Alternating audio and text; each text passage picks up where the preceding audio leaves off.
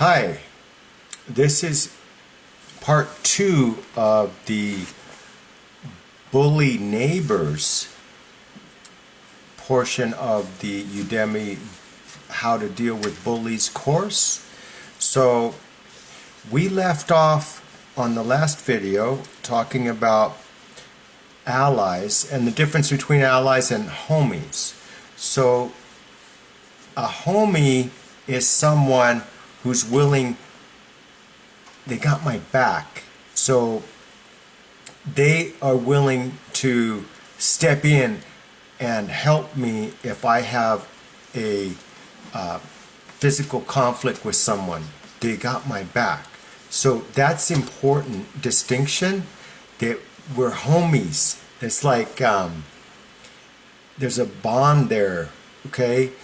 Where allies is someone that I'm usually paying for some type of assistance. Like if I hire an attorney to represent me in a restraining order, right? He's my ally because I paid him and he's only representing me for this one thing. But my homeboy, right? If I said, man, this neighbor, man, messing with me. My homeboy might say, I'm coming over. We're going to go talk to him right now. If you got two homeboys like that, you may have the problem solved. But here's the problem. If you come to if you're my neighbor and you have beef with me, and then you bring 2 or 3 of your homeboys and you all are at my front doorstep, I'm going to take that as a sign of, threat. And you're escalating things. You're escalating. That's why we're sending a mediator, someone who's not part of the conflict, the private investigator. You're sending him. The guy's not angry with him, and it's just one guy. One guy is not dangerous looking. 3 guys looks like you're trying to jump him. Okay? So that's why we do it the way I'm suggesting. Remember, it's so easy to forget your goal. Is your goal to kick his butt with your 3 homeboys and win the fight? No, you just made things worse. Because now maybe he's got evidence that you came to his house to beat him up. Now you're going to go to jail. See how it grew? Instead of shrinking the problem, where the goal is he respects you and you respect him and you don't mess with each other. It's very simple, right? That's our goal. But instead you brought your homeboys to his house. He took it as a sign of threat, called the cops. Now he got bigger. Or he has a gun. Now he's, right? The problem got bigger. So our goal is to make the problem small enough to where you can coexist with the neighbor. Okay? All right. So if you're a renter, the apartment manager is an ally. Okay? Because your neighbor's making noise and throwing stuff off of the balcony, throwing his dog poop off of his balcony into your yard. Okay? Your apartment manager, but you need to have evidence.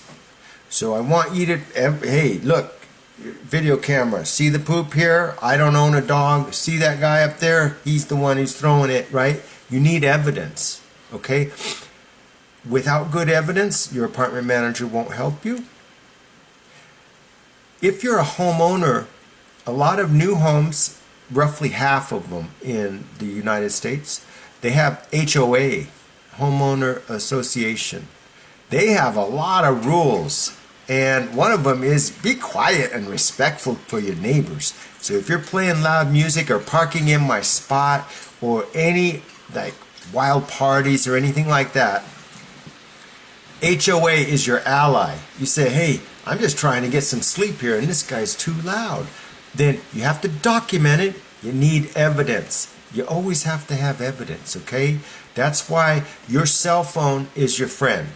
Whenever you feel threatened or being bullied, I want you to turn on that cell phone.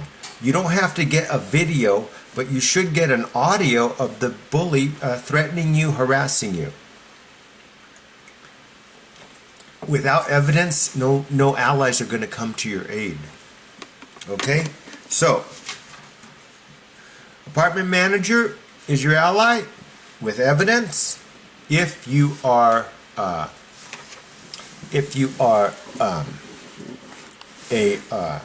renter. If you're a homeowner in an HOA, then the HOA association is your ally if you have evidence that your neighbor is breaking the HOA rules. Okay, so we spoke about how the private investigator is your ally.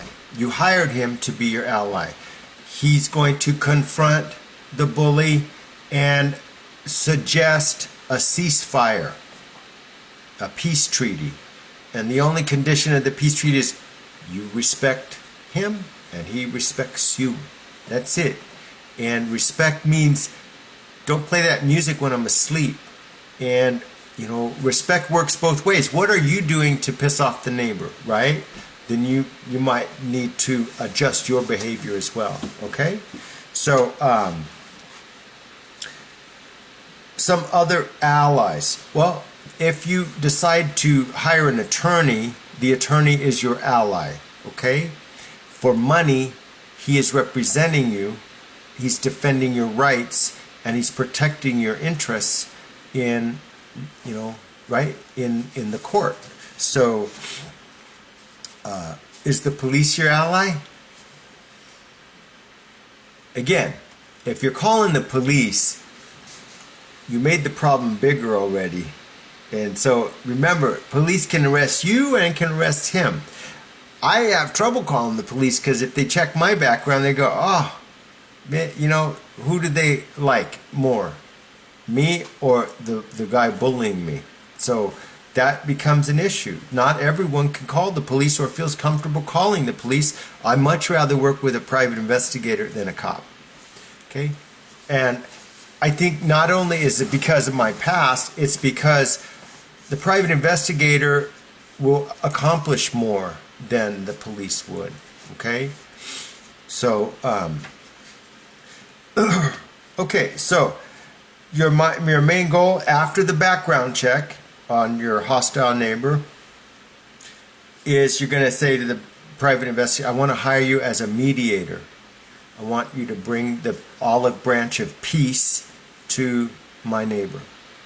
And so he's going to go up there and he's going to say, hey, Mr. Jones.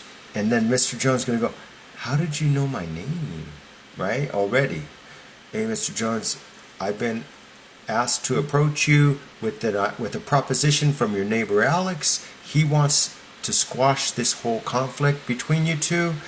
And would you be open to an agreement where he doesn't mess with you and you don't mess with him? Would that be something we could talk about? And you're trying to shrink the problem. You can't always shrink the problem, but you should always try, right? So that's just, right? It's common sense. Is what is your goal? Is your goal to win the fight, win the argument, win I'm the right one? Or is your goal to shrink the problem? Your goal should be to shrink the problem, because as the problem gets bigger, it becomes more expensive, it wastes more time, more stress on your mental state, and more likelihood that it could blow up and injure you and the other guy, but you too. So, right? So, for example, let's say you did use the HOA as a weapon. You said, and it goes over there and says, you know, you can't play your music. And then the HOA looks at your yard and says, oh, Alex, you can't grow marijuana in the backyard. We're going to fine you too. See, the bigger you let this thing get, it could hurt you too. And you may not be even aware of how you can't see it, because there's a lot of complexities involved. You could get hurt from letting this thing grow. Okay? Try to squash it, okay? Can we talk? Can we talk? And, you know, then you're just going to say, hey, I'll respect you if you can respect me. That's how we're going to get along, right? Okay. Now, if your bad neighbor rejects your peace offer, or he accepts your peace offer and then continues to harass you next week, okay? You tried, and now it's time to go to the next step. You must have evidence of the harassment. You have to have evidence. If you don't have evidence, it didn't happen, okay?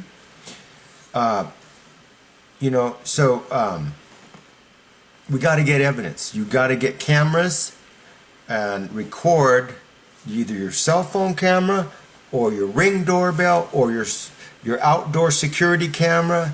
You got to record. I have even a dash cam in my car. So even a bully who approaches me on the streets like a road rage, it's all being recorded. Even if the bully's the cop, I'm recording the conversation right there on the dash cam. How he talked to me, pulling me over, and what I did, everything's recorded. And believe it or not, the cops are going to behave differently when they see themselves on the camera, the dash cam of your car. They're going to behave differently. Don't you behave differently when you're on camera? I certainly do. If I know I'm not being filmed, I behave much differently than if I know I'm being recorded. So, yes, after the private investigator tries to mediate and fails, okay, you need evidence of the harassment. If the harassment is physical violence or breaks an actual law that is enforceable, then you can seek remedy with the police. But the police want strong evidence, or they're not going to. You wasted their time, and it makes you look weaker. If you called the police and they didn't help you, makes you look weaker. Okay, so you need strong evidence. Then you call the police, show them hey, look, the guy pushed me, I didn't do anything, right? He threatened to hurt me. Here's the recording of him doing that. I want to press charges. Yeah, you want to press charges because that's going to take it into court. You could get a restraining order, a protection order, and most likely if he goes to court, he's going to plead out. You know what that means? That means he's not going to go to trial because that would require him sitting in jail for 6 months while the trial. So they're going to say, look, dude, you plead guilty to harassing your neighbor or to simple assault. You'll be out today with 3 years of informal probation. So he'd be like, man, I could get out today. Okay, so but now he's on probation. So if he does it again, you just call his probation officer. See, now you have power, okay? But you have to have the evidence of the abuse. And it has to be something that's actual breaking the law, okay? Hurtful words is not the same as a threat of violence, okay? So if he's just giving you dirty looks or calling you dumb or hey slut or hey loser, right? Those aren't threats. It's harassment, but there's no law. It's going to be hard. The cop's not going to come over there and say, oh, I'm arresting you for name calling.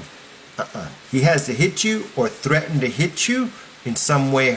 He has to break a significant law for the police to do something, okay? Okay, so the way it would work is the police come out. You show them the evidence. They approach him. They will, if the evidence is strong, they'll arrest him. He's going to probably bail out or OR, which means if he has no criminal record, which you should know because you did a background check on your neighbor, which I've been preaching this whole thing, you should know if he has a criminal record. If he has no criminal record, he'll be OR. That means released on his own without a bail, with a promise to appear in court.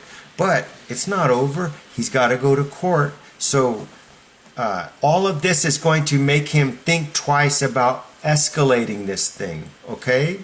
Because look at what happened when he refused the mediation. Now he's going to court. Okay? So this is the procedure. When you file charges of assault against someone, the police come out. Now the case goes to court, and the district attorney is the person you're going to call from now on for things like protection order, or the district attorney will be asking you questions about what happened to build a case against the guy. And so you'll be talking to them about your rights and things like that. Okay? Okay. So we've already said several times that our main goal is a truce, a ceasefire, peace treaty. Okay? Can we talk? And when he says, yes, we can talk, if he's open to that dialogue, then you're going to say, I respect you and you respect me. Can we agree on that? Don't go into the details if we can't agree on that. If he says, yes, I'll respect you and you respect me, you say, okay, the music you're playing at night, I can't sleep. Could you possibly not play between 8 and 7 in the morning? And he go, I will make that concession if you promise not to park in my spot anymore. I promise as well. Okay, that's a time where you negotiate a peace treaty, because it's in both of your mutual interest to have peace. Okay, so I recommend that you don't do a verbal dialogue like this. You're doing a mediation with the guy. That's with the private investigator. He's coming up because he's not biased in any way. He's just a mediator. So he's going to try to squash this thing to help us get to that goal. If that's both of our goals, he can be an asset, an ally to do that. But the private investigator is limited in his flexibility. Okay, if I happen to have my bully neighbor's phone number, okay, number one, never accept a voice call from him, because if you're not recording the voice call, he could say you threatened him, right? Or you could say he could actually threaten you, but you didn't record it. You don't have no evidence. So what I suggest is don't accept any voice call from him, and text. That way we have a record of what he said and what you said. It's an official record. So let's say my neighbor's name is Mike, right? I say Mike and me are having words and we're getting pretty loud and threatening, okay? And it's getting bad. We're losing sleep. If I have his phone number, I'm going to text him, hey Mike, I want to squash our beef. I want to offer a peace treaty, a ceasefire. I would love it if you would just respect me, and I would promise to respect you. Could we have a dialogue to that effect? And then I would just leave that text there. Because in the eyes of the court and attorneys and police officers, it looks, you tried honestly to make peace with the guy. So if he says, F you, I don't want to make peace, I'm going to get you, it's all written down. So when the cop comes, you're showing him that, and you're saying, hey, I tried to make peace with him right here, and look what he said to me, right? So that's evidence of his refusal to be reasonable and to de-escalate. Okay? So when you are doing this mediation, okay, here are some words you need to remember. If you were a jerk,